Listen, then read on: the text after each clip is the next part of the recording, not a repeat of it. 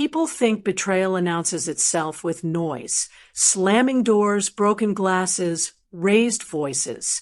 No, the kind that destroys you moves quietly, wrapped in a familiar smile you once trusted. That's what sat across from me, the face I raised, pretending nothing in his heart had shifted. I'm Maya Green, and before you judge how long it took me to see the truth, remember, evil rarely walks in shouting. It whispers. It adapts. It waits for you to be tired. Derek nudged a wine glass toward me the moment we sat down, the stem still cold from the bar. "Mom, try this one," he said softly. Too softly. "It's your kind of flavor." Alicia's smile followed right behind. Wide, stretched, polite on the surface, but tight around the edges. She watched me the way someone watches a clock that's almost reached the alarm. Every time I lifted my hand, even to fix my napkin, her back straightened a little. My spirit tugged at me, a tiny whisper repeating the same word. "Careful." The server placed the wine gently on the table, but his eyes flicked between the three of us with a tension he didn't bother hiding. Something had shifted the moment Derek spoke to him earlier. I didn't know what my son said, but I felt the aftertaste of it. "Go on, Mom," Derek urged. "You'll love this one." I reached for the glass, not to drink, but to move it slightly out of the center like I needed breathing room. My fingertips touched the stem, just as my phone vibrated sharply, rattling my silverware. "Pastor Roland." I answered softly, "Pastor." His voice cut clean through mine, low, controlled, not dramatic, but urgent. "Maya, do not drink anything." My hand froze midair. He continued, still calm, still steady. "Listen carefully. Excuse yourself politely. Leave quietly. And come to the church." The air around me thinned, not from fear, yet, but from clarity. My body had sensed danger before my mind caught up. His voice confirmed it.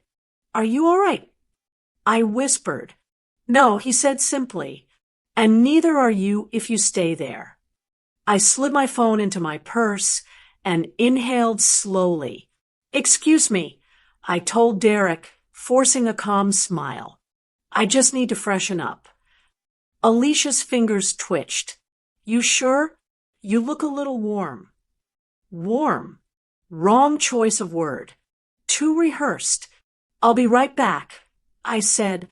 I walked toward the restroom, letting my steps stay even and light.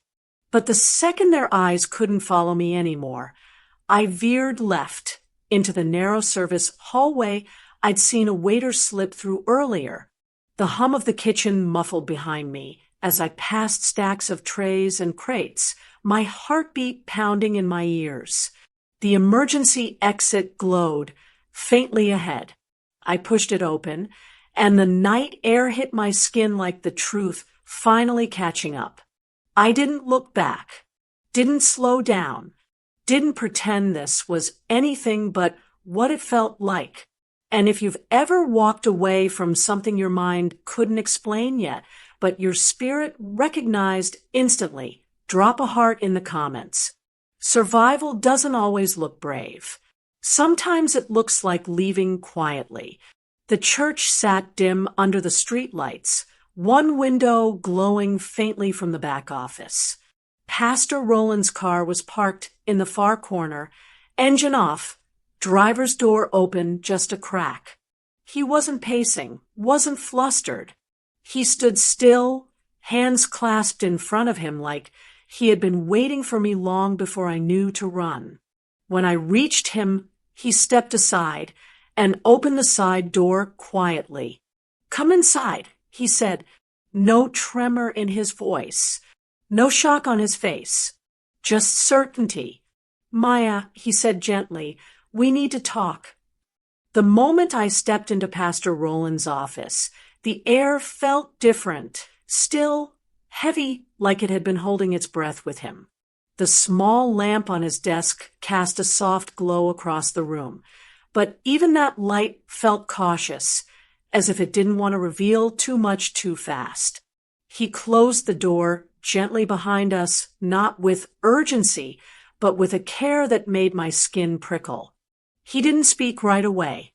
He only looked at me, really looked at me, with the kind of quiet worry a man carries when he knows the truth might break someone. His hands rested flat on the desk, steady as stone. "Maya," he said finally, voice low and even, "did you drink from that glass at all? Even a sip?" I didn't answer immediately. The question itself felt sharp. But I shook my head. No, I didn't touch it. A breath left him. Not dramatic, not relieved in a cinematic way. Just a slow, subtle ease of tension in his shoulders, the kind that comes when a possibility you've been dreading hasn't happened yet. "Good," he murmured. "Thank God." I sat across from him, fingers laced tightly in my lap. "Pastor, what's happening?" He didn't rush. He didn't reach for scripture or soft reassurances. He simply leaned forward slightly, his eyes fixed on mine, with the steadiness of someone who had weighed every word before speaking them aloud. "Someone came to me today," he said quietly. "Someone who said your life may be in danger." My heart dipped, not in fear, but in confusion, because nothing in my world made sense enough to fit that sentence. I waited, afraid to break the silence with my own assumptions. He continued, "They told me things no pastor wants to hear. Things I couldn't ignore." I swallowed, my throat suddenly dry. "Who?" He didn't answer that yet. Instead, he asked gently, "Maya, have you been feeling unwell lately? Anything unusual?" The question unlocked memories I'd pushed aside as grief. Moments I dismissed because I didn't want to be a burden. I breathed in slowly. For weeks, I admitted. I get dizzy sometimes after dinner. My hands shake in the mornings. Tea makes me nauseous. I can't sleep right. My voice tightened. I thought it was stress or missing Robert. A small muscle in Pastor's jaw twitched, barely visible, but enough for me to know he already expected my answer. He nodded once. "I needed to know if you'd noticed." I rubbed my palms together, the cold settling beneath my skin like a quiet visitor. "Pastor, what does that have to do with tonight?" He didn't break eye contact. "Maya," he said softly, "nothing about your dinner tonight was casual." The words landed in the room like a stone dropped into still water, quiet, but rippling out far beyond where it fell. I sat back slowly, trying to piece together the unease from the restaurant, the wine glass, the glances exchanged between Derek and Alicia, the strange way they hovered around me like they were waiting for something I hadn't agreed to. "What did this person tell you?" I whispered. Pastor took a careful breath, clasping his hands together. "I'm going to tell you everything they said," he replied, "but I need to do it in the right order. If I rush, it'll only frighten you more." My fingers tightened around the armrest. "I'm already frightened." "I know." His voice softened. "But I need you steady for what's coming next." Silence stretched between us. Not empty, not awkward, just heavy with what neither of us had said aloud yet. Finally, he spoke. "Maya." He paused, as if weighing the kindness of sparing me against the danger of keeping it from me. "Someone told me your husband didn't die naturally." The chair beneath me seemed to disappear. The room tilted. My breath froze mid-chest. Not from shock, something deeper. recognition, and the terrible, sinking certainty that whatever I ran from tonight had roots far older than dinner. For a long moment, I couldn't speak. Pastor Roland didn't push me to. He let the truth settle the way truth does. Slow, heavy, rearranging the air between us.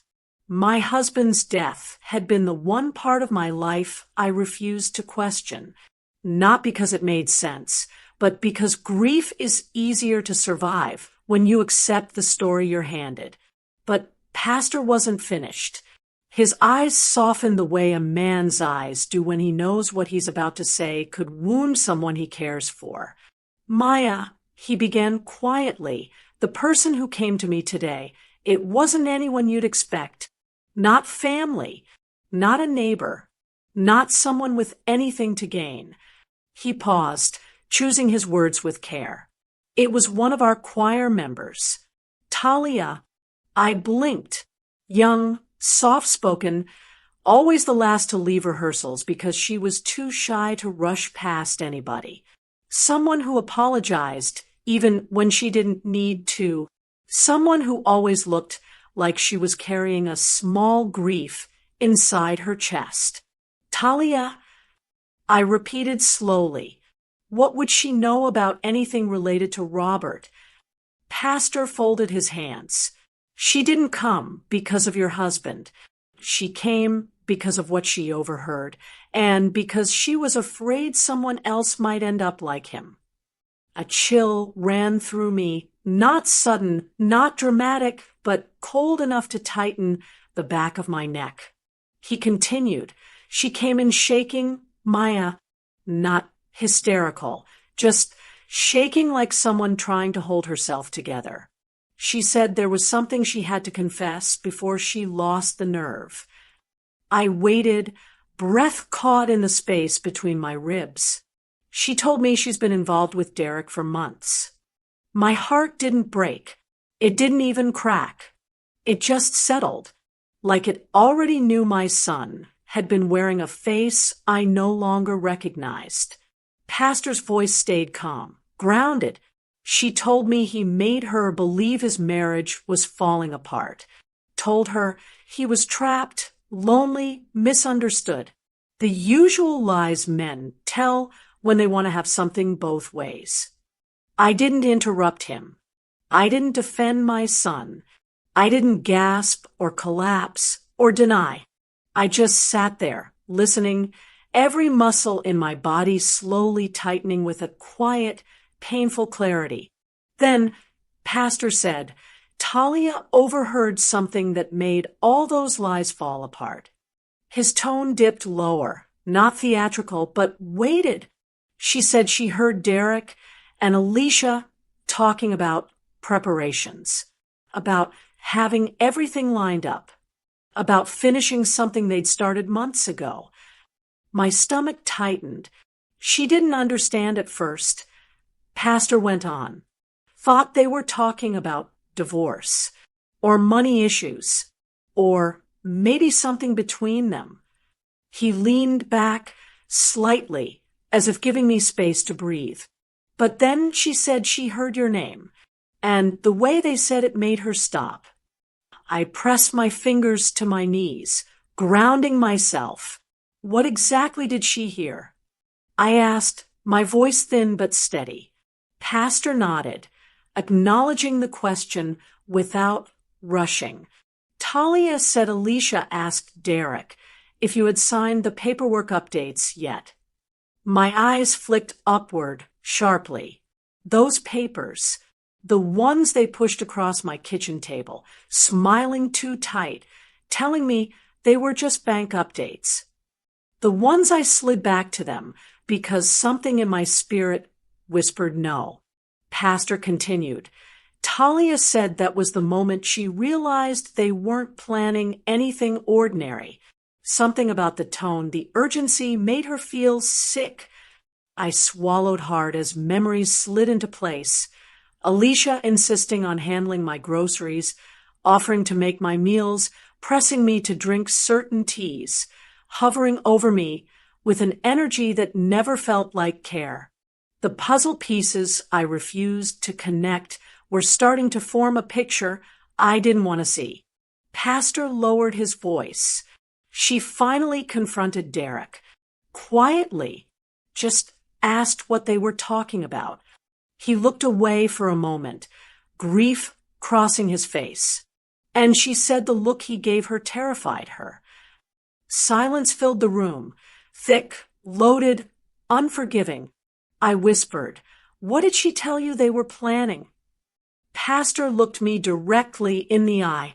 She said he poisoned his father slowly. The world didn't fall apart. It simply became very, very still. For a long moment after my pastor spoke, neither of us moved. His words didn't echo, they settled. Heavy, final, like they'd been waiting in the corners of the room for months, maybe years, just waiting for someone brave enough to say them aloud. When he finally continued, his tone didn't rise or fall. It stayed level, steady, the way truth often walks into a room, quiet but undeniable. Talia didn't come to me with rumors, he said. She came with specifics. Things she overheard, things she saw, details she couldn't have made up. I folded my hands in my lap, bracing myself. According to her, he went on, Derek spent months looking up substances that don't cause sudden death, just gradual decline. Things that look like age or stress or heart fatigue. Nothing dramatic. Nothing a standard autopsy would flag unless someone specifically requested toxicology for it. The room dimmed around us, though I knew the lamp hadn't changed. My mind drifted back, quietly, unwillingly, to the last weeks of my husband's life. Robert sitting at the edge of our bed, rubbing his chest. Robert pausing halfway up the stairs, breath shorter than it should have been. Robert sitting at the dinner table longer than usual, pushing food around with a tired hand. I inhaled slowly, grounding myself. He kept saying he felt off. I whispered, "Not sick, just off." Pastor nodded gently. Talia said Derek mentioned that exact phrase to Alicia, that your husband started saying things like that. And instead of concern, they called it progress. My heart cracked, not loudly, not dramatically, just enough to make breathing feel like work. Pastor continued, Talia wasn't sure what Derek used, but she said he was always careful. Tiny amounts, mixed into tea, soups, supplements. Enough to weaken the heart, but never enough to look suspicious.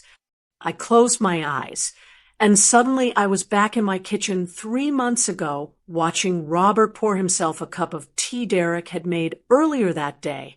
I remembered the way Derek smiled. Warm, familiar, but with a sharpness underneath that I hadn't recognized then. He never liked tea before. I said slowly, not until Derek started bringing those fancy blends. Pastor let that sit between us. I opened my eyes, staring at the floor as memory after memory surfaced. One in particular lodged itself firmly. The metallic taste. Robert mentioned it the week before he died. Just once. After dinner. He said the soup tasted strange, like something bitter lingered on his tongue. At the time, I laughed it off, telling him I must have added too much seasoning. Now, that memory felt like a blade. I should have noticed. I murmured. Pastor shook his head immediately.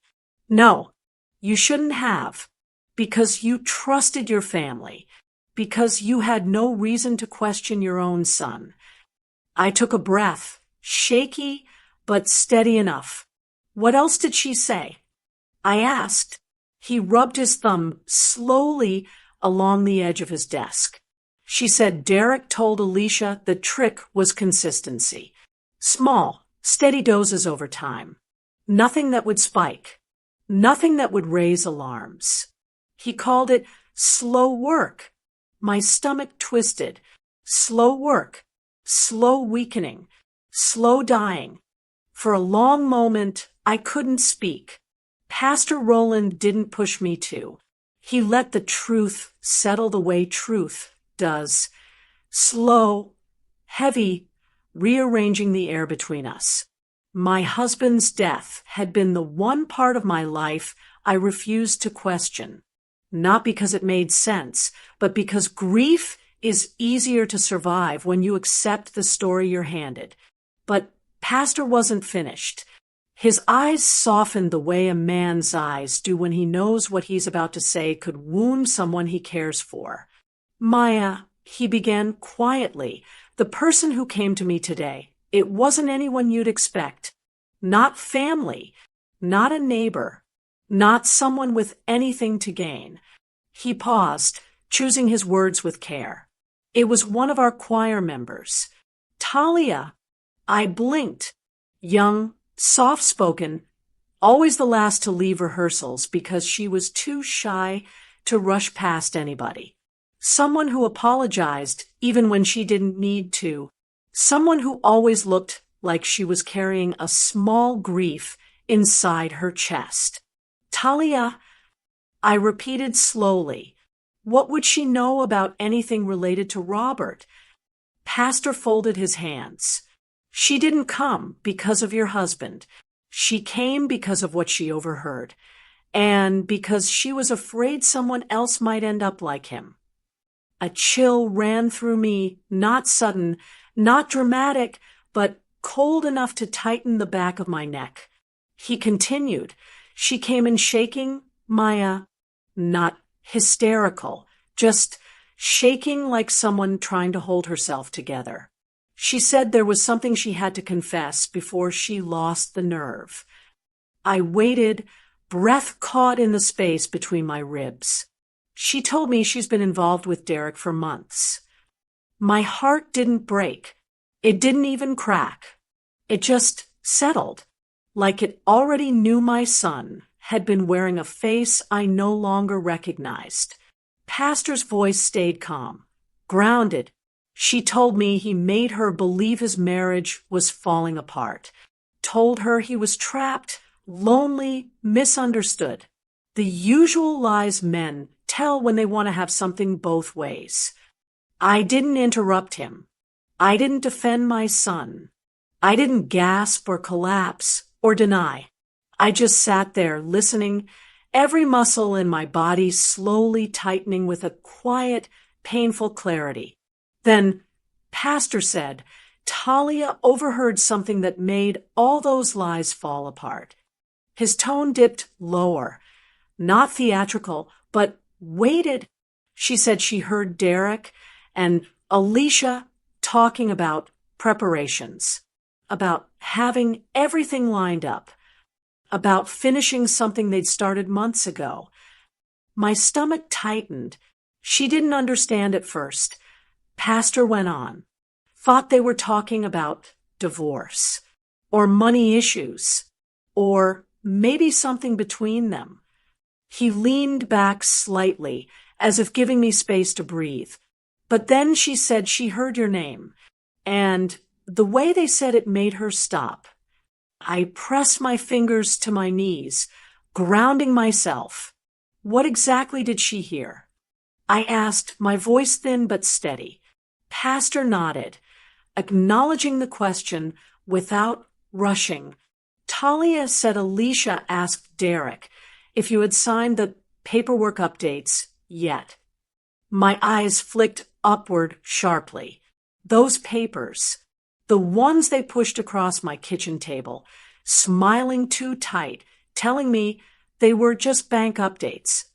The ones I slid back to them because something in my spirit whispered no. Pastor continued. Talia said that was the moment she realized they weren't planning anything ordinary. Something about the tone, the urgency, made her feel sick. I swallowed hard as memories slid into place. Alicia insisting on handling my groceries, offering to make my meals, pressing me to drink certain teas, hovering over me with an energy that never felt like care. The puzzle pieces I refused to connect were starting to form a picture I didn't want to see. Pastor lowered his voice. She finally confronted Derek. Quietly, just asked what they were talking about. He looked away for a moment, grief crossing his face, and she said the look he gave her terrified her. Silence filled the room, thick, loaded, unforgiving. I whispered, "What did she tell you? They were planning." Pastor looked me directly in the eye. She said he poisoned his father slowly. The world didn't fall apart. It simply became very, very still. For a long moment after my pastor spoke, neither of us moved. His words didn't echo, they settled. Heavy, final, like they'd been waiting in the corners of the room for months, maybe years, just waiting for someone brave enough to say them aloud. When he finally continued, his tone didn't rise or fall. It stayed level, steady, the way truth often walks into a room, quiet but undeniable. Talia didn't come to me with rumors, he said. She came with specifics. Things she overheard, things she saw, details she couldn't have made up. I folded my hands in my lap, bracing myself. According to her, he went on, Derek spent months looking up substances that don't cause sudden death, just gradual decline. Things that look like age or stress or heart fatigue. Nothing dramatic. Nothing a standard autopsy would flag unless someone specifically requested toxicology for it. The room dimmed around us, though I knew the lamp hadn't changed. My mind drifted back, quietly, unwillingly, to the last weeks of my husband's life. Robert sitting at the edge of our bed, rubbing his chest. Robert pausing halfway up the stairs, breath shorter than it should have been. Robert sitting at the dinner table longer than usual, pushing food around with a tired hand. I inhaled slowly, grounding myself. He kept saying he felt off. I whispered, "Not sick, just off." Pastor nodded gently.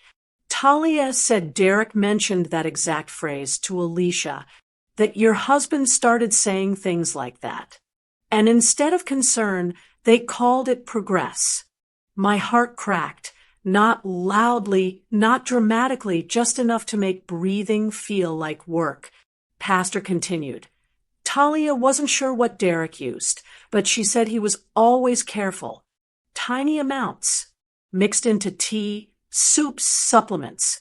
Enough to weaken the heart, but never enough to look suspicious. I closed my eyes, and suddenly I was back in my kitchen 3 months ago, watching Robert pour himself a cup of tea Derek had made earlier that day. I remembered the way Derek smiled, warm, familiar, but with a sharpness underneath that I hadn't recognized then. He never liked tea before. I said slowly, not until Derek started bringing those fancy blends. Pastor let that sit between us. I opened my eyes, staring at the floor as memory after memory surfaced. One in particular lodged itself firmly, the metallic taste. Robert mentioned it the week before he died, just once, after dinner. He said the soup tasted strange, like something bitter lingered on his tongue. At the time, I laughed it off, telling him I must have added too much seasoning. Now, that memory felt like a blade. I should have noticed. I murmured. Pastor shook his head immediately.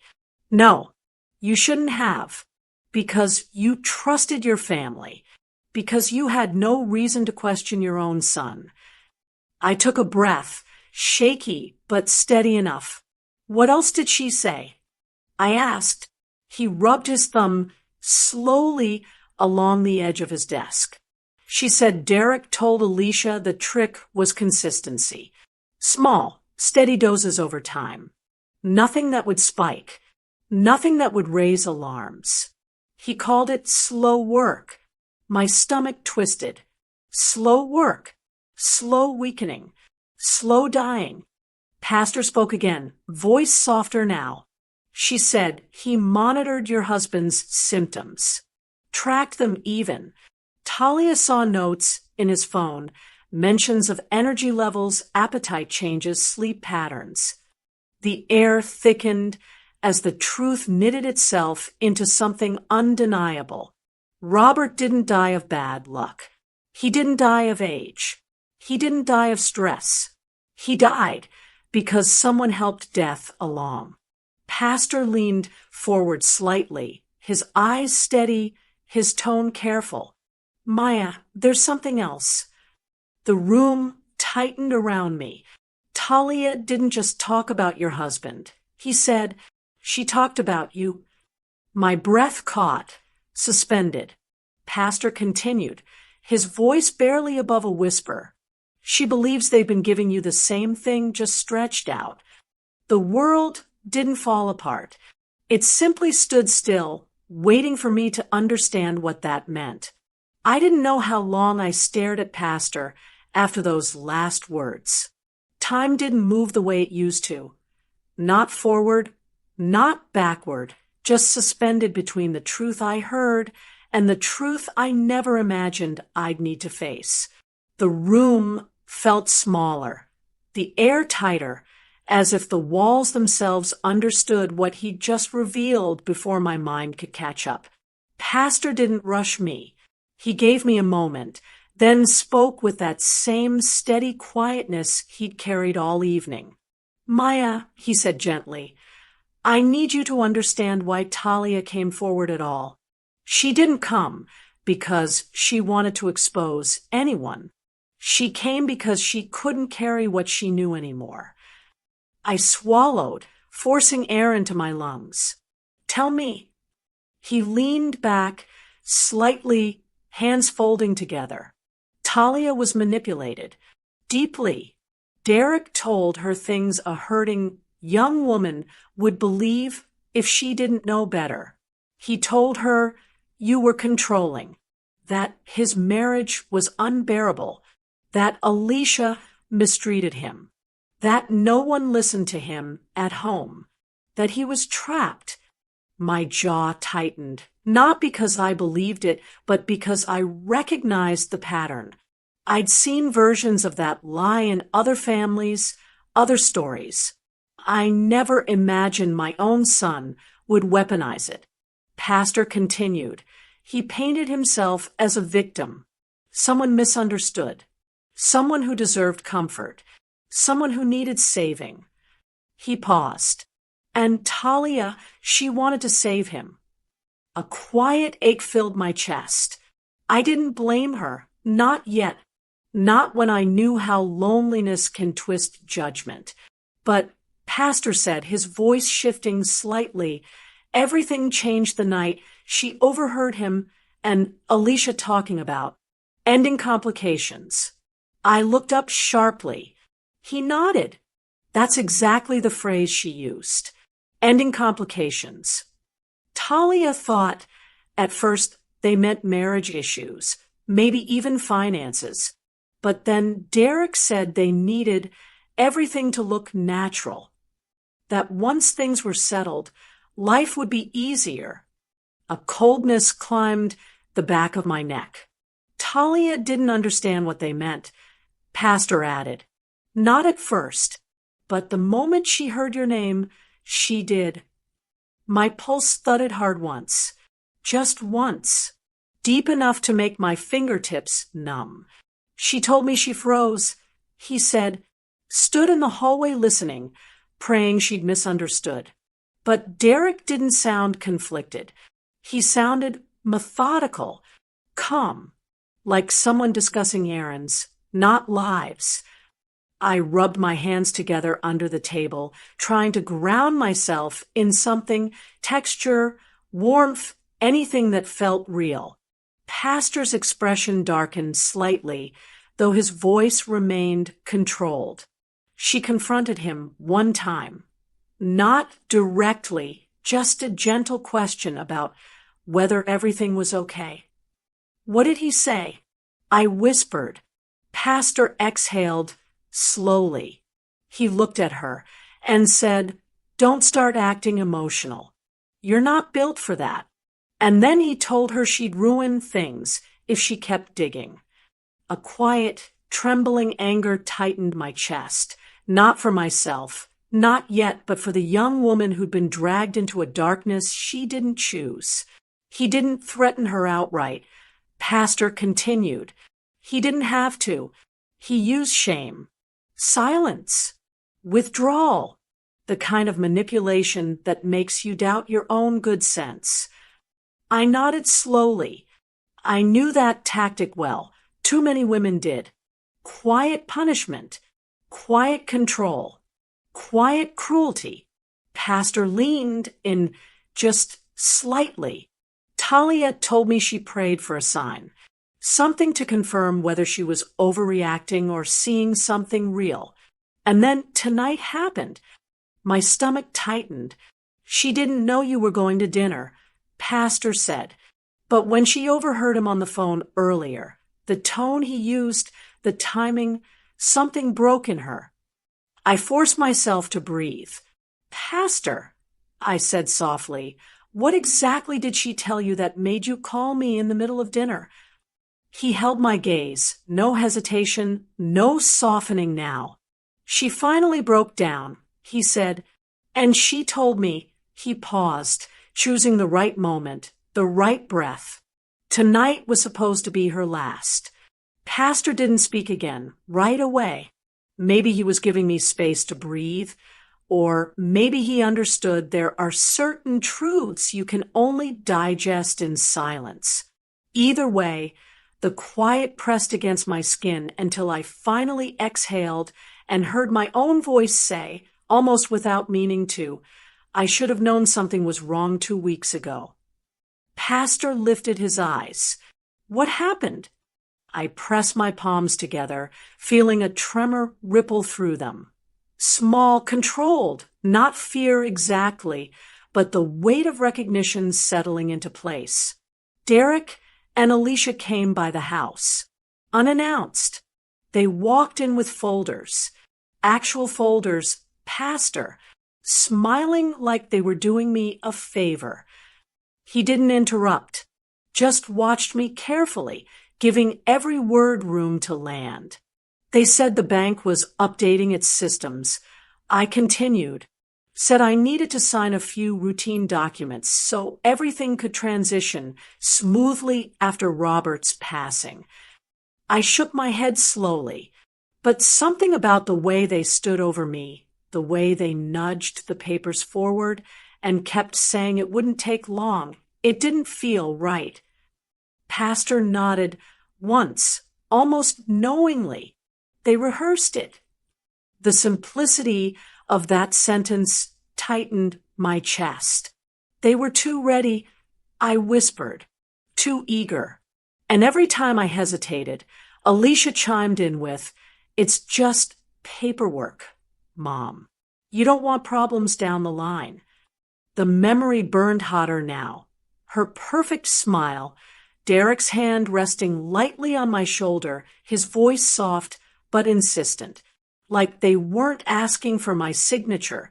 They were waiting for me to surrender it. I told them I wasn't comfortable signing anything without reading it fully, I said. And Alicia's whole expression changed. Not dramatically, just a small flicker, like annoyance slipping through the mask. Pastor clasped his hands together. You made the right call. I swallowed. I didn't sign a thing. I said I needed time. They left quicker than they expected to, and I assumed they were just disappointed. Pastor's next words were quiet, deliberate. They weren't updating anything Maya. They were clearing a path.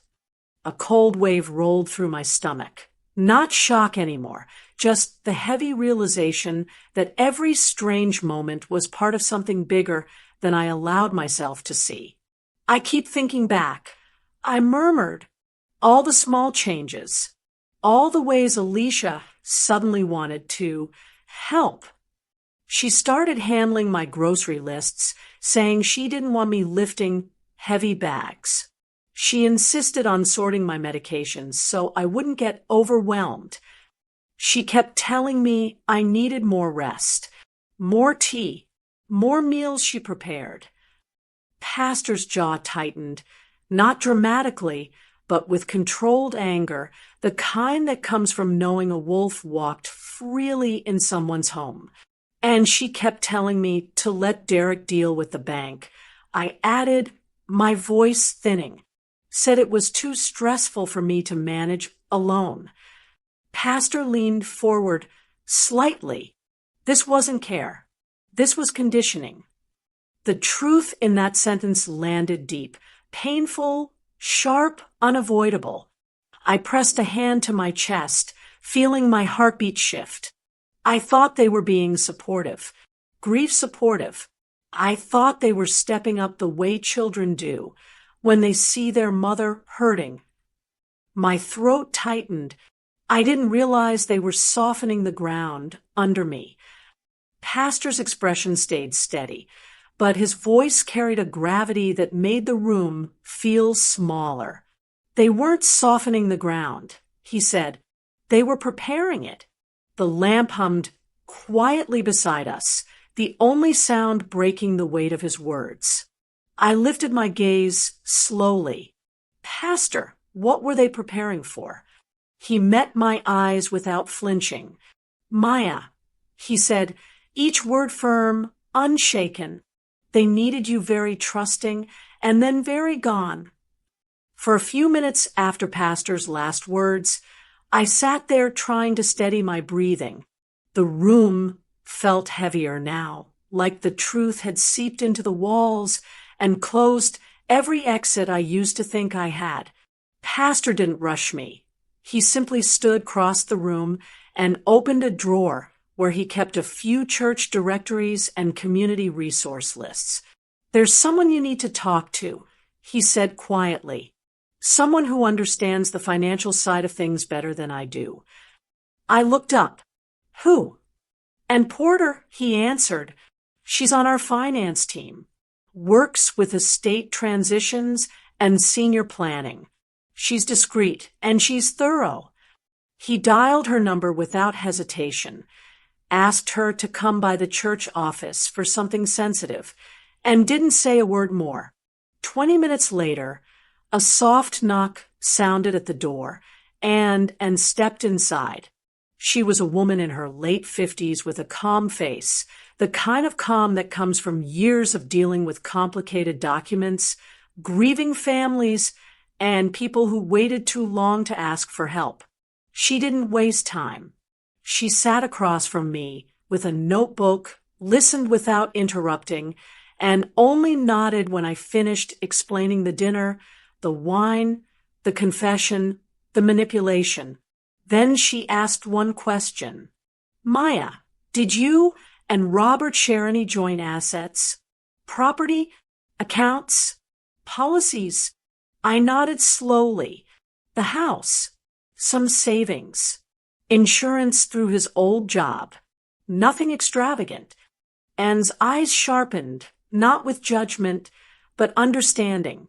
If you had passed unexpectedly, she said, your son would have gained immediate access to anything jointly connected to spousal benefits, especially if there were pending transitions after Robert's passing.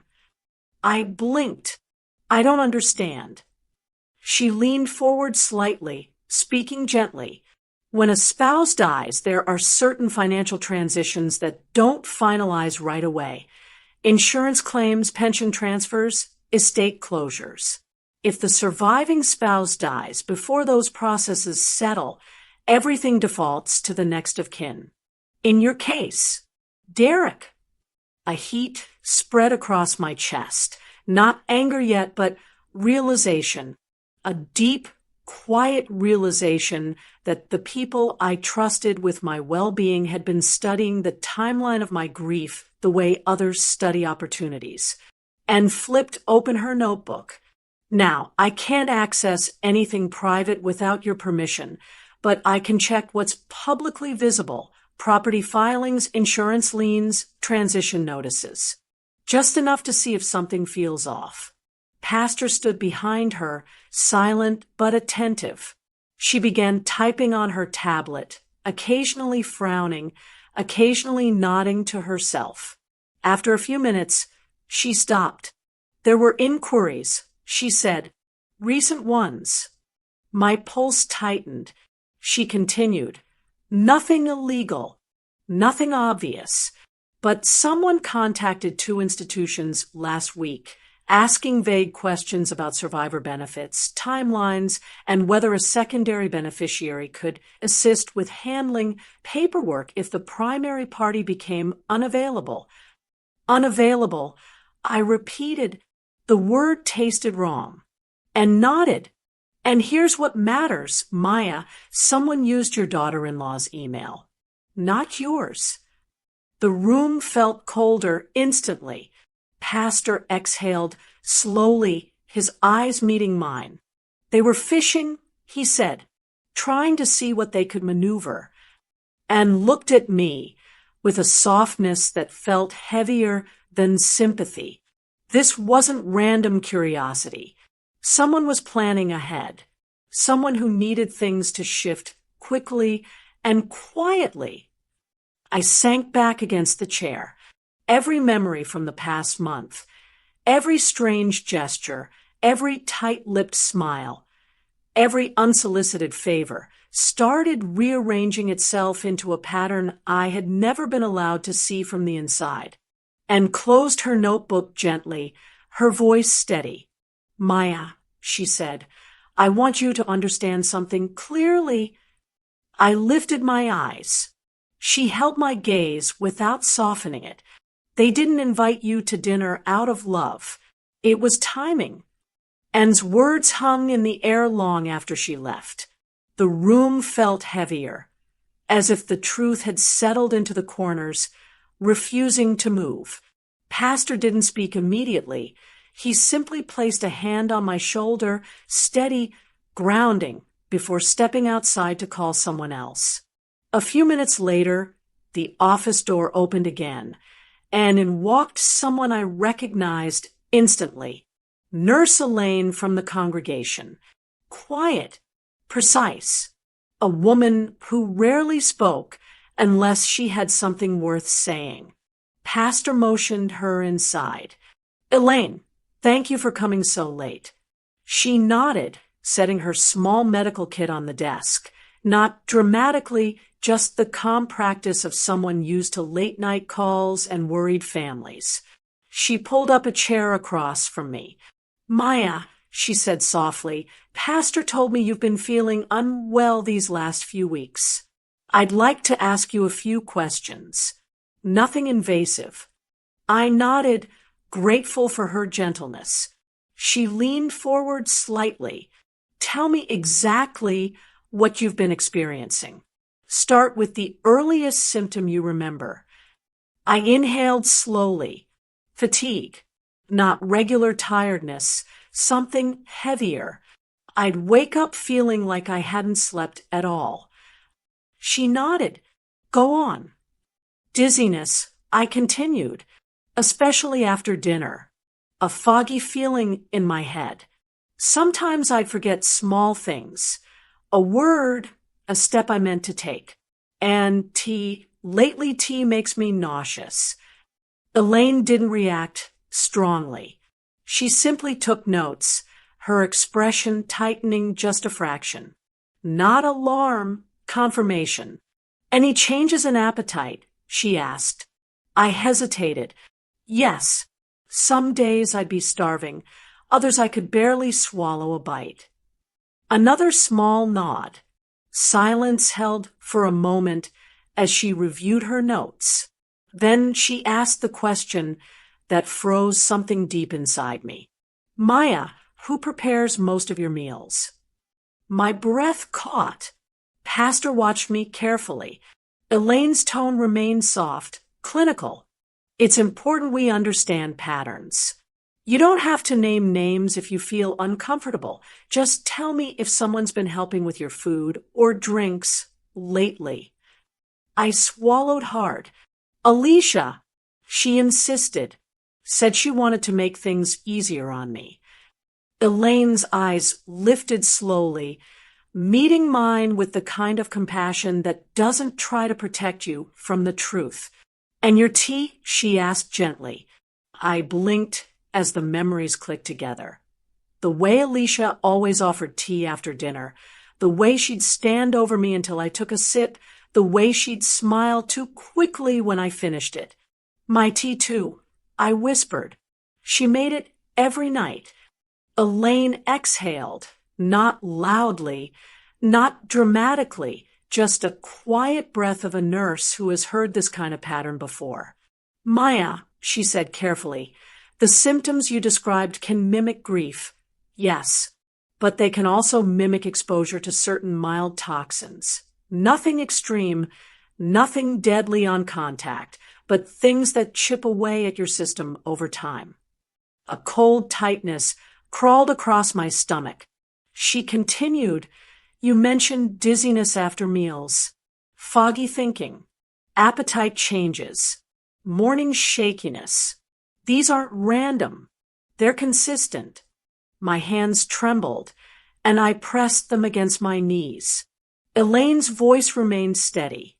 Most people wouldn't question those signs, especially after losing a spouse. But when someone's symptoms worsen after meals prepared by the same person, we pay attention.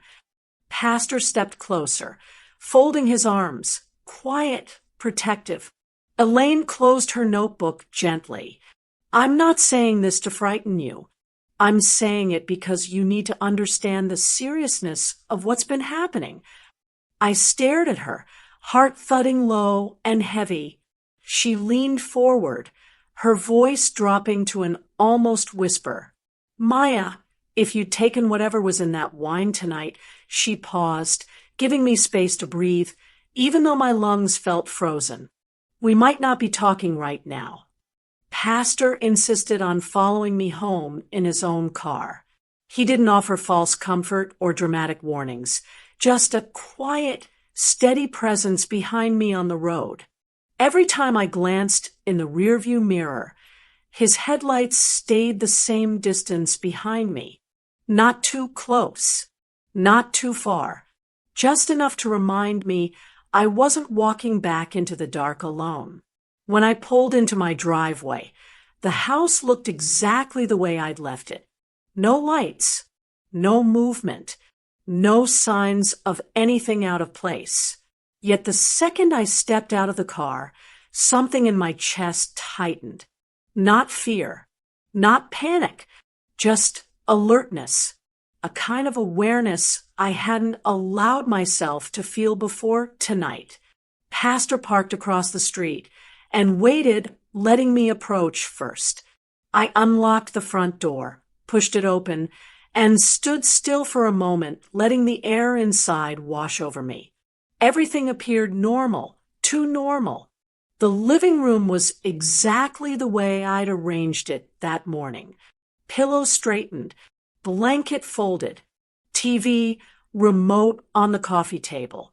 But the stillness felt unnatural, like the house had been paused, not lived in. I stepped inside slowly, turning on the hallway light. The switch clicked, and the glow filled the room, but the uneasiness didn't lift. It deepened. Pastor entered silently behind me. Take your time, he murmured. I walked toward the kitchen first. The faint smell hit me before I reached the counter. Something herbal, subtle, earthy, almost pleasant, but not familiar. I leaned closer to the sink, inhaling again. It wasn't food. It wasn't cleaning supplies. It wasn't anything I'd used recently. I don't recognize this. I whispered. Pastor didn't touch anything. He just observed. You cook anything earlier? No, I haven't cooked in days. I moved to the window above the sink. It was closed, but the latch was slightly off-center, as if it had been opened recently, then shut again, just enough to shift the alignment. I swallowed, forcing my attention away from it. My feet carried me toward the hallway, each step landing heavier than the last. When I reached my bedroom door, I hesitated. Something in the air felt different here, too. Lighter, colder. I pushed the door open and flipped the switch.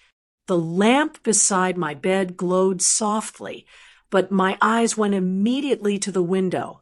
It was cracked open, just a sliver, barely noticeable, but enough to let in a thin ribbon of night air.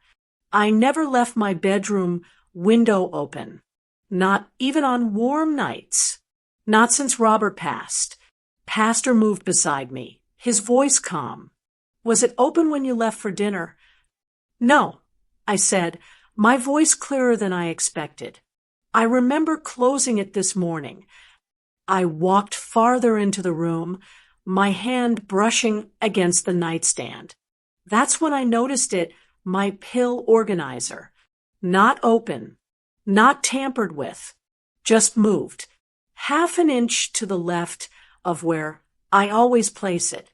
Most people wouldn't have noticed, but I lived alone, and I kept things exactly where they belonged because it was the only control I had in a world that had taken so much from me already.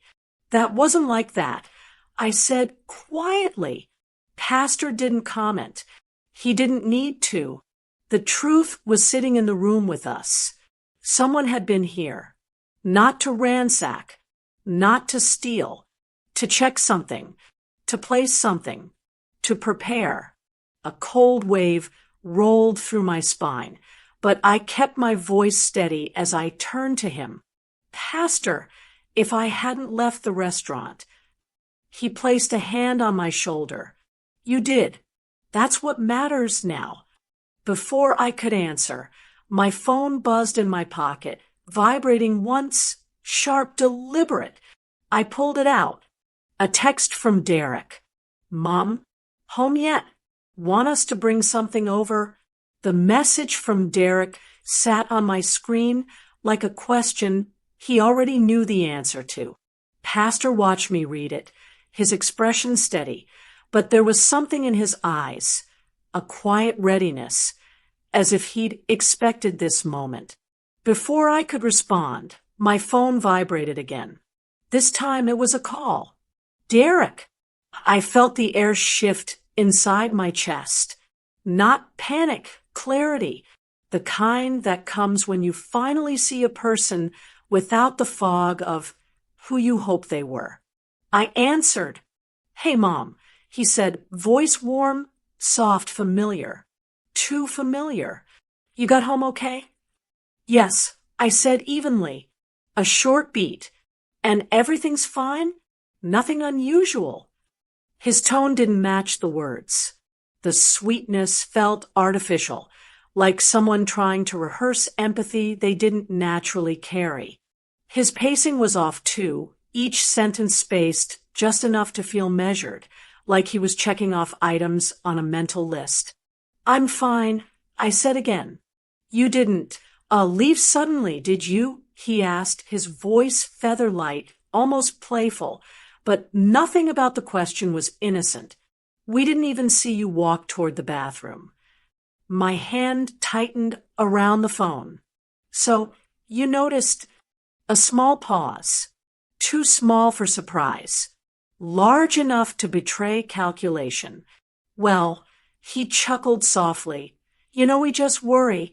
You've been a little off lately. Another small pause. You're not feeling sick or anything tonight, right? Pastor shot me a glance, almost imperceptible, warning me not to reveal what I knew. No, I said calmly. I'm not sick. Derek exhaled, as if trying to hide relief. Good, good. And you didn't drink anything at the restaurant? I know you like that blend. I ordered it special. He said it lightly, like a gift, but the phrasing was wrong. You didn't drink anything. Not, did you like it? Not, was it too strong? Not, did they pour it right? No. He wanted to know if the plan had already begun working. I kept my voice steady. I didn't feel like drinking tonight. Oh, the word came out too quickly. Well, okay. Just wanted to check on you. Make sure everything's okay. You sure you're feeling normal? No dizziness? No nausea? His voice danced around the edges of concern, but never settled into it. Before I could answer, another vibration buzzed beneath my fingers. A text from Alicia. Let us come by. We want to see you tonight. We can bring something. We're already in the car. My pulse steadied, not racing, not frantic, just steady, certain. Derek's voice softened further, syrup thick. We want to be with you, Mom. You shouldn't be alone tonight. We can stop by for a little while. It won't take long. I looked at the cracked window, the shifted pill organizer, the faint herbal smell, the too clean kitchen. Every detail pulsed with quiet intention. I'm tired, I said. I need rest. But I'll talk to you tomorrow. He hesitated, just long enough to confirm everything Pastor had told me, then forced a smile into his voice. All right, as long as you're okay. I am, I said, and for the first time tonight, it was true in a different way. We hung up. Pastor didn't speak. He didn't need to, because the silence inside my home had shifted. It wasn't fear anymore. It was decision. I walked down the hallway, past the light switches, past the kitchen, past every memory that once made this house feel safe. In my bedroom, I pulled a small overnight bag from the closet. No hesitation, no trembling, just quiet clarity. I placed it on the bed, unzipped it, and began to pack. We met her in one of the smaller rooms behind the church sanctuary, one with dim lights, 2 chairs, and walls that carried quiet better than any confession booth. Talia stood by the window when Pastor and I entered, her hands clasped together, so tightly her knuckles had gone pale. She didn't look up at first. She looked like someone who'd been holding a storm in her chest for so long she no longer trusted her own breaths. When she finally lifted her eyes, they were wet, not from crying, but from fear that had settled too deeply for tears. Maya, I'm so sorry, she whispered. Her voice cracked a little, and I felt something shift inside me. Not anger, not pity, just a sad understanding that this young woman had been dragged into something she never had the wisdom or power to navigate. Pastor motioned gently. Tell her what you told me. Talia nodded, wiped her palms on her jeans, and reached into her bag. No dramatic envelopes, no stacks of paper, just a phone, trembling slightly in her hands.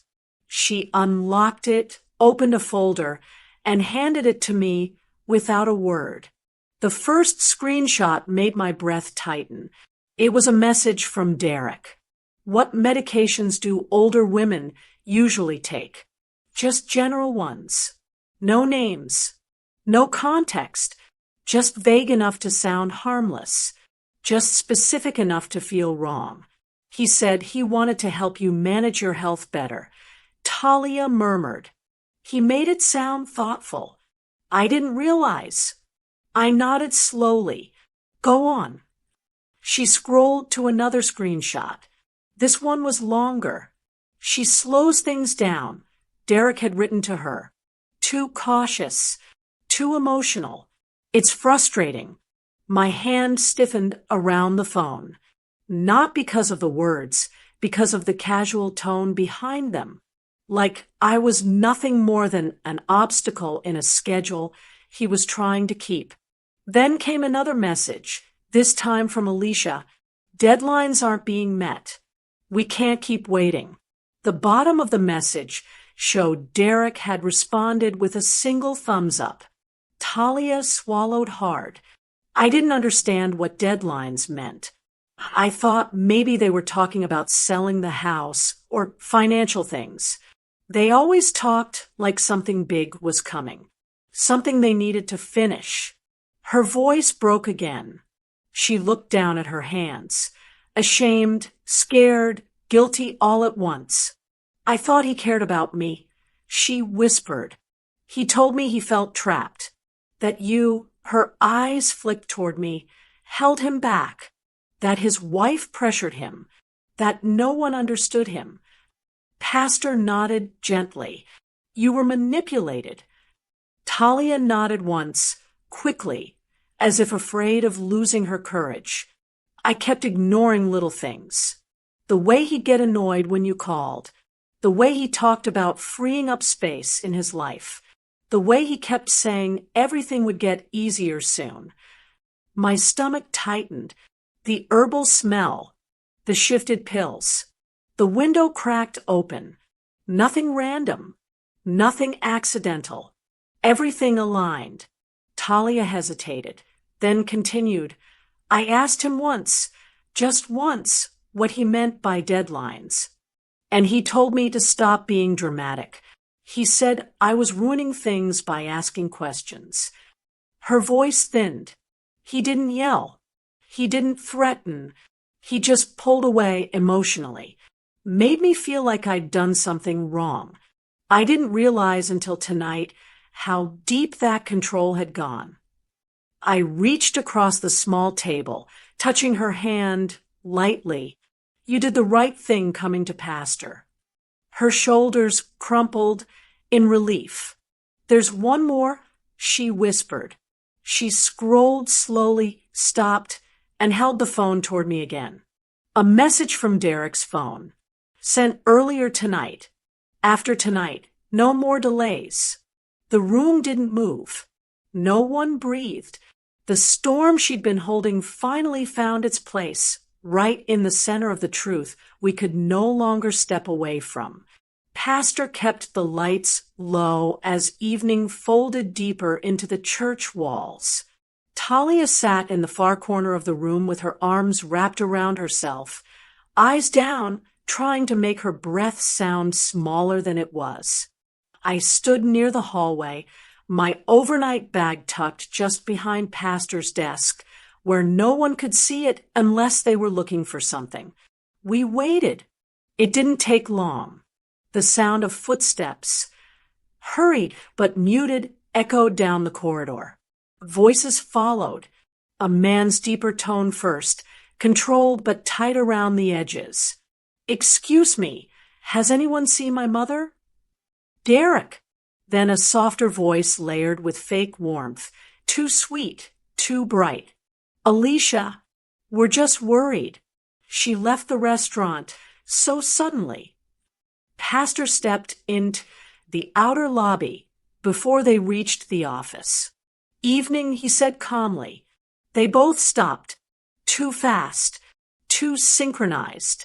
Derek put on concern like a code he didn't know how to button properly. Pastor, we can't reach her. She didn't answer my last call. We just want to make sure she's all right. Pastor nodded with a gentleness that didn't give anything away. What makes you think she'd come here? Derek smiled, too quickly. Well, Mom likes talking to you when she's overwhelmed. Maybe she stopped by tonight. Pastor didn't move. She didn't mention any plans when I saw her earlier. Alicia tilted her head. Did she seem confused? She asked with a soft frown. She's been forgetful lately. Her voice made the words feel like facts she was planting, not questions she was asking. Pastor raised an eyebrow. Confused? In what way? Just Alicia shrugged lightly, not herself, forgetting things, feeling weak, saying strange stuff sometimes. Each word felt rehearsed, practiced, like she'd prepared this narrative long before tonight. Derek chimed in. We're afraid. She may have gotten sick, maybe dizzy. Did she say anything strange before leaving us at dinner? The phrasing was wrong. Before leaving us, before leaving the plan. Pastor kept his tone neutral. People leave dinners abruptly for all kinds of reasons. I can't speak for her decisions tonight. Derek's jaw tightened. Right, of course. We just want to help. Their eyes drifted around the lobby, scanning corners, not looking for me, looking for signs of me. It wasn't the searching of worried family. It was the searching of people checking whether the trail had gone cold. Pastor stepped slightly to the side, blocking the hallway, not in a confrontational way, just naturally, as if he had always stood in that exact spot. You're welcome to sit for a moment if you'd like, he offered. But it's late. Alicia took a small step forward and glanced behind him. One glance. Quick, sharp, noticing everything.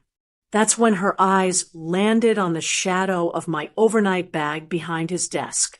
Not fully visible, just a corner of the strap. She didn't mention it. She didn't point.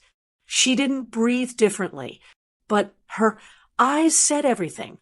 Her shoulders softened, not from relaxation, but recognition. Her mouth tightened, not from sadness, but calculation. Her gaze flicked to Derek with a meaning only he would understand. He caught it. I saw the shift in his stance, the way his fingers tapped once against his thigh, the way guilt flickered, then vanished behind practiced concern. Pastor noticed too, a quiet narrowing of his eyes, a man who understood when a mask cracked. Derek forced a smile. If you hear from her, tell her we're looking for her. Pastor nodded. I will. They turned toward the door, and their footsteps carried down the front steps. Pastor didn't move until the latch clicked shut.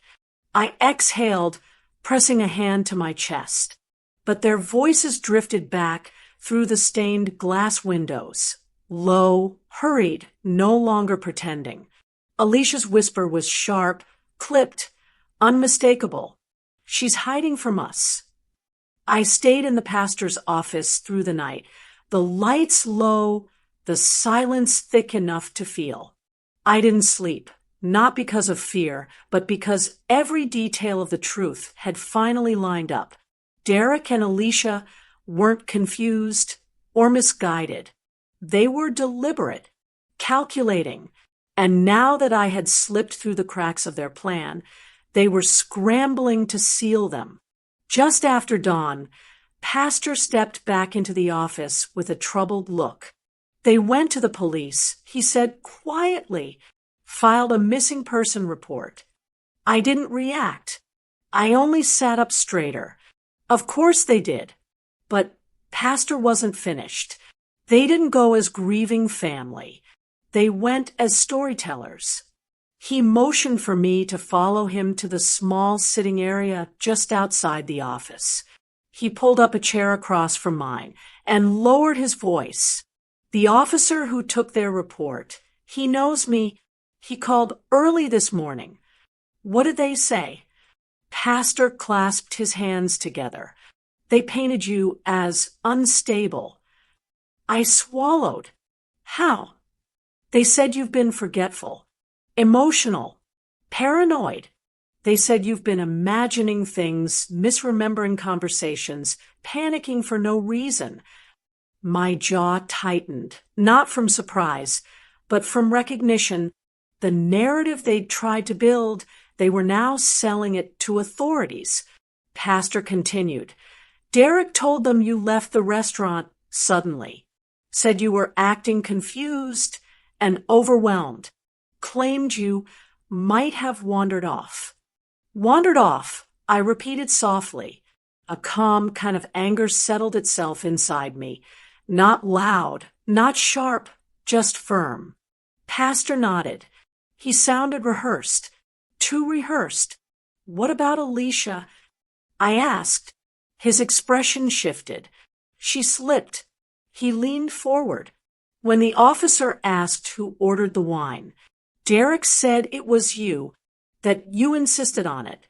But when they questioned Alicia separately, she said he ordered it for you because you needed to relax.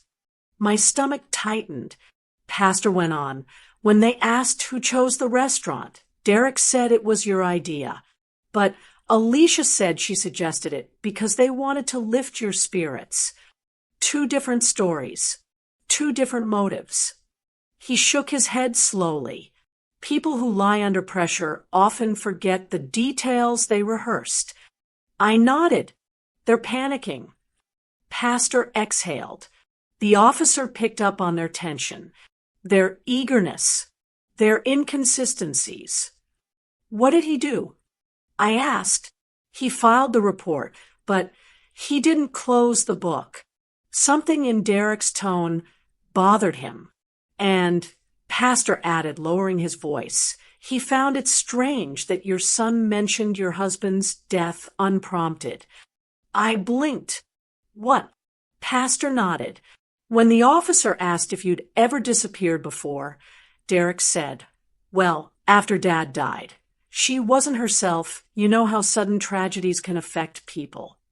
But your husband's passing wasn't sudden. It wasn't framed that way. A chill threaded through me. Derek was trying too hard to create context. Pastor continued. The officer said Alicia also mentioned your recent health struggles, but couldn't explain what they were when pressed. Of course she couldn't. They weren't real. They were planted. Pastor touched my hand gently. The officer asked me if I'd seen you. I told him yes, but safe and voluntarily out of sight, for now. A soft knock on the sanctuary door interrupted us both. A deacon opened it slightly and whispered, Pastor, you have a private call. Pastor stepped aside to answer. Moments later, he returned and held out the phone to me. It's for you. I hesitated, then pressed it to my ear. A calm, professional voice greeted me. Mrs. Green, this is Detective Alvarez with the County Sheriff's Office. My heartbeat steadied. Slow, deliberate. Yes, Detective, I'm here. He paused. Not long. Just enough to let me know he was choosing his next words carefully. Mrs. Green, he said, we need to revisit your husband's case. Detective Alvarez didn't waste any time.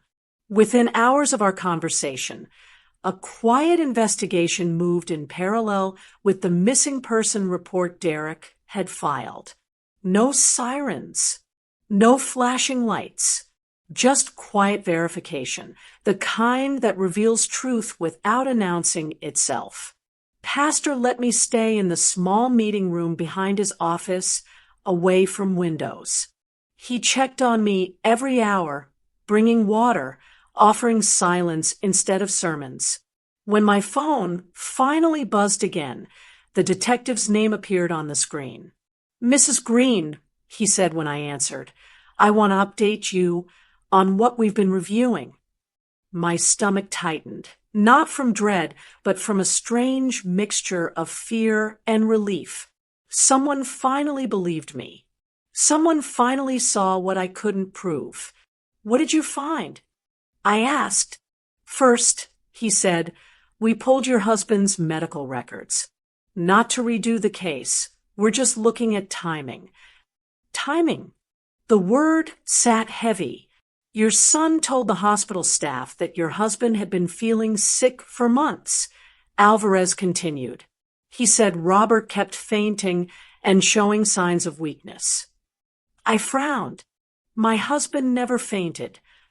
I figured, The detective said, "Hospital logs show that Derek mentioned that symptom twice, once to the triage nurse, once to the attending physician, but those episodes weren't documented anywhere else." A cold wave rolled down my spine. So he lied. Yes, Alvarez said plainly. What's more concerning is that the medication list he gave the nurse is different from the one the pharmacy records confirm. Your husband wasn't on half the supplements Derek claimed he was taking. I swallowed hard, remembering the vitamins Derek had brought home that month. What about the medication refills? I asked. That's where things get interesting. Alvarez replied. Someone refilled over-the-counter supplements, ones meant for heart support, 3 times that month.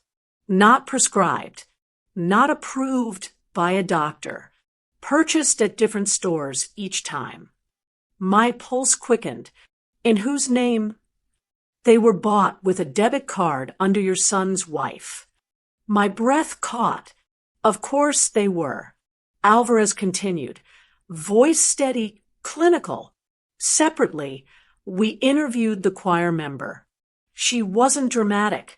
She told a consistent story 3 times. Same details, same timeline. Her messages match her verbal account. She never exaggerated. Was she believable? I asked. Very, he answered. She's scared. And she's young. People who want attention don't usually show fear like that. They perform it. She didn't. Pastor glanced at me from across the room, worry etched in the lines around his eyes. What about Robert's case? I asked quietly. We're not reopening it as homicide. Alvarez said. That requires evidence we don't yet have. But we are reclassifying certain notes to suspicious circumstances, which gives us access to additional records. I nodded slowly, letting that settle. Did you find anything else? The detective hesitated, just briefly. Yes, he said. We also found some online searches tied to your daughter-in-law's device. My breath steadied. What kind of searches? Nothing overt, he replied. But a few days before your husband passed, she looked up phrases like legal responsibilities after sudden parental death and how long survivor benefits take to release. Cold clarity sliced through the room. Alvarez continued. And last week, before tonight's dinner, she searched how soon assets transition if the surviving spouse dies before claims process. The room's silence thickened. He added, these searches don't prove intent, but they help establish a pattern. Combined with your symptoms, the choir member's testimony, the inconsistencies in the missing person report, and your son's contradictory medical statements, it raises enough suspicion for further action. I leaned back against the chair, breath trembling in my chest, not from fear now, but from the weight of finally being believed. What happens next? I asked. Detective Alvarez's voice shifted, not loud, not triumphant, just resolute. Mrs. Green, he said, we've seen enough to justify protective measures and immediate intervention. My heart thudded once, sharp and steady. We're moving forward with them tonight. I didn't step outside the church that night. I didn't listen for sirens or look out stained glass windows hoping to catch a glimpse of flashing lights. I sat in the same small room behind Pastor's office while the world handled what it needed to handle. Detective Alvarez asked me to stay put, not for fear, but because the moment didn't belong to confrontation. It belonged to protection. For the first time in months, I allowed stillness. No pacing. No guessing. No waiting for the next blow I couldn't see coming. Just breath. Pastor came in once to update me. Not with details, just with reassurance. Everything is being handled quietly, he said, his voice steady. You don't need to relive tonight by watching it unfold. I nodded. I didn't want spectacle. I didn't want shouting or accusations or explanations that served no purpose. I didn't need to see handcuffs or hear excuses. Peace isn't born from chaos. It's born from choosing what not to carry anymore. So I stayed. And while I sat in that quiet room, I allowed myself to feel something I had avoided for months, the weight of surviving. Not with fear, not with anger, with clarity. By sunrise, it was over. Not the healing, not the grief, but the danger. Detective Alvarez returned mid-morning to say, "You're safe now. Everything will move through the legal system from here." I thanked him without asking for more. I didn't need the play-by-play. Justice, once set in motion, doesn't need an audience. I didn't go home right away. For the next few days, I stayed in the parsonage guest room. A soft bed, warm blankets, no shadows lurking in familiar corners. Pastor checked on me each morning, offering prayer only if I wanted it, silence if I needed that more. On the third day, he introduced me to a widow's support circle, women of different ages, different stories, but the same quiet strength in their eyes. They didn't ask intrusive questions. They didn't offer cliches. They simply made space for me. And for the first time in weeks, I felt myself breathe without bracing. Talia came by the next week. She looked different, still fragile, but no longer trembling. Therapy had softened her edges just enough for truth to rest instead of crash. "I'm sorry," she said, voice small but steady. I didn't know how deep I was in until I couldn't get out. I held her hand. "You saved me," I said gently. "Don't carry the rest." She cried.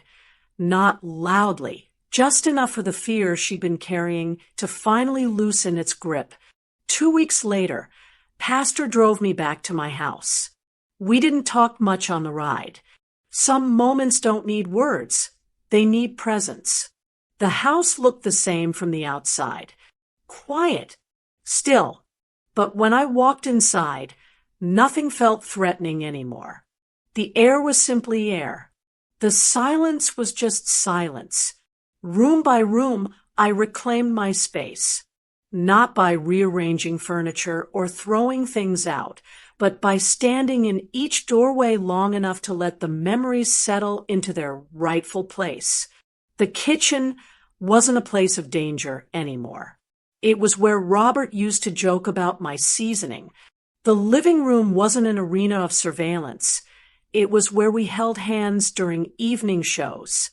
The bedroom wasn't a site of fear. It was where I once slept beside a man who loved me. Every corner, every surface, every forgotten detail found its meaning again. I didn't rush. I didn't force.